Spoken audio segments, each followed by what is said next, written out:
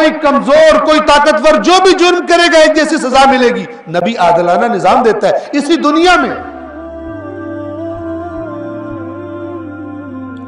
نبی کا بعض لوگوں کے ذہنوں میں کیا تصور ہے؟ نبی کیا ہے؟ تھوڑا سا بڑے لیول کا مولانا. ٹھیک ہے، مولانا کیا کرتے ہیں؟ مثلا آتے ہیں، واز کرتے ہیں، نصیحت کرتے ہیں، سر جھکا کے یوں لوگوں کے درمیان رہتے ہیں. لوگ کہتے ہیں بڑا نیک ہے. نبی یوں نہیں رہتا ہے.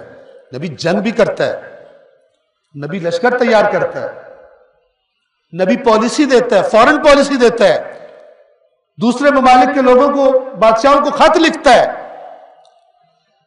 جس معاشرے کی بنیاد رکھی ہے نبی نے، اس میں کوئی غریب نہ رہے اس کے لیے پورا سسٹم دیتا ہے. کہتا ہے تم میں سے پچھلی قوموں پر اس لیے عذاب آئے اور تباہ ہوئی کہ جب کوئی طاقتور جرم کرتا تھا اس پر پردہ ڈالتے تھے، کنسیشن دیتے تھے، اور جب کوئی کمزور جرم کرتا تھا اس کو سخت سزا دیتے تھے. اللہ نے نیست و نابود کر دیا اس حرکت کی وجہ سے. لہذا کوئی کمزور کوئی طاقتور جو بھی جرم کرے گا ایک جیسی سزا ملے گی. نبی عادلانہ نظام دیتا ہے اسی دنیا میں.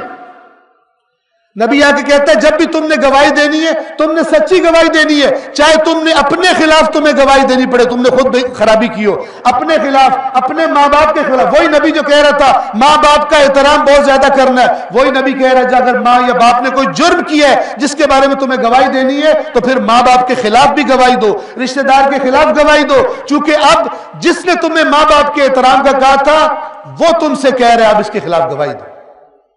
ایک پورا سسٹم دیتا ہے.